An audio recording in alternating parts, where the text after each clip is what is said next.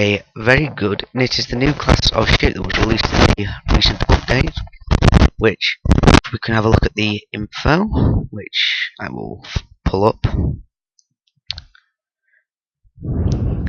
As you can see, it gives a discount of any battleship grade kinetic weapon by 80%, by 95% power requirements and 50% CPU requirement.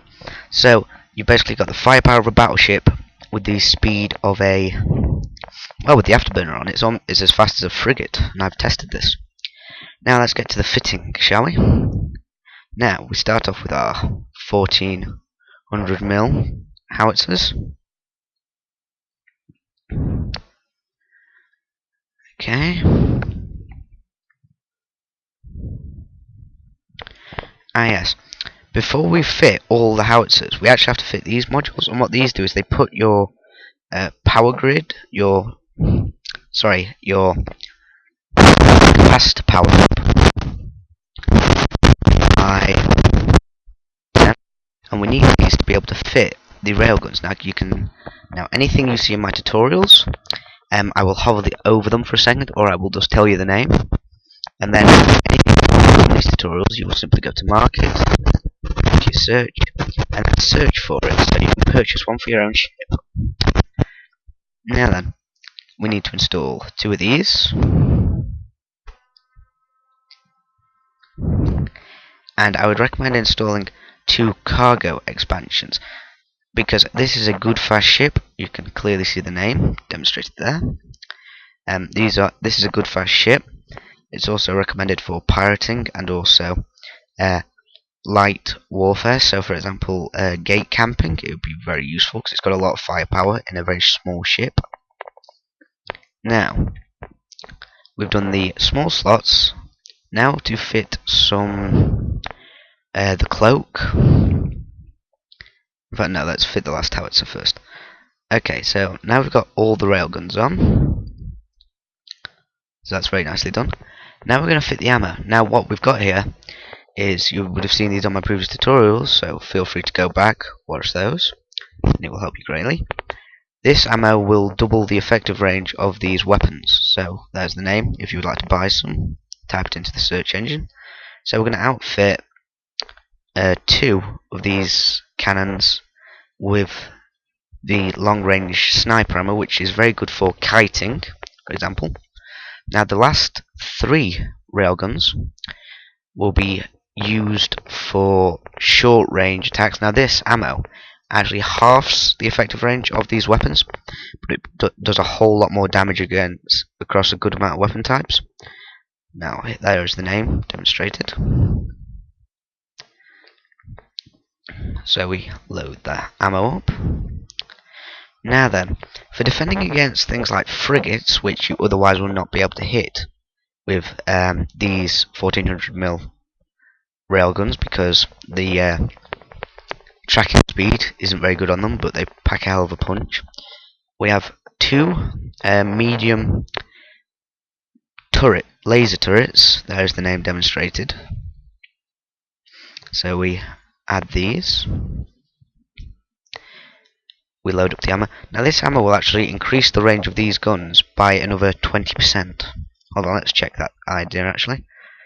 Yes, they increase by 20%, and they do 10 EMP damage, and they do 4 heat damage, which isn't very good, but it is good for a small laser turret.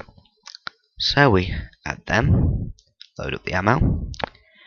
Now, the final thing to go on our main weapon slots is the cloak. Now, a word on the cloak, if you've watched one of my previous tutorials, and people have discussed, but, you know, this is my opinion, which is, you yours, just subscribe.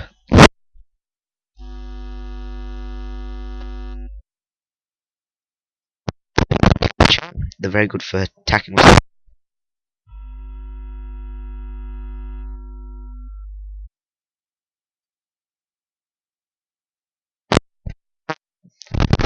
Now we move on to the shield generator. Now you should always have a good one. In fact, this takes up most of the power. As you can see, it takes up a hell of a lot. So we're going to install this. Now there's the name demonstrated, so that will go on there.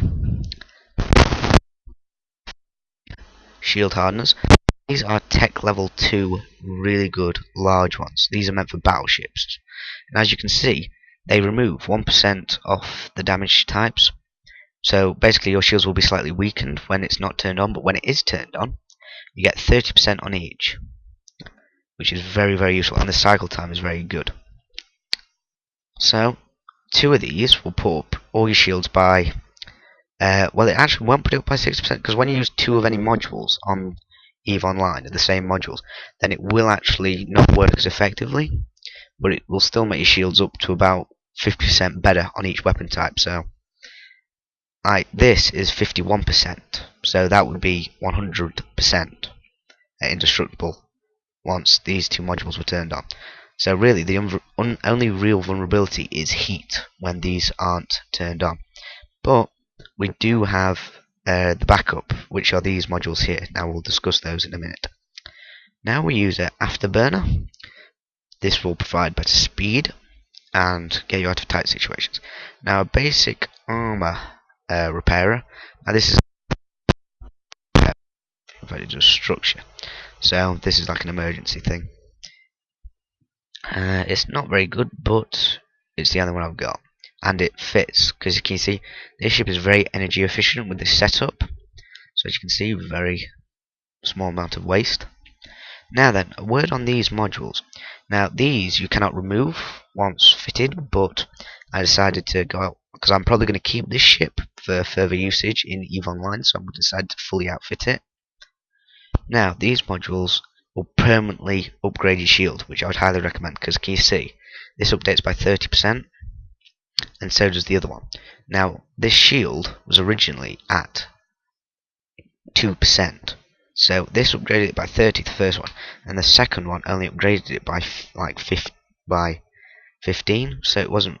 So the second one doesn't do much, but it does help a lot, because the electric damage is a really bad vulnerability for shielding. Now then, we move on to the last one. Now this will provide shielding against heat, which is very good, because can you see it's only on 22% at the moment. Now we have this, and it goes up to 45, which combined with these 2 modules will make our shields, when these 2 are turned on, 100% effective almost on all of these types. So your shields will be damn near impossible to get down. Well, I hope you enjoyed the tutorial on this is coffielord, and I hope you've enjoyed my tutorial. Please feel free to leave comments and subscribe. Videos, please inform me.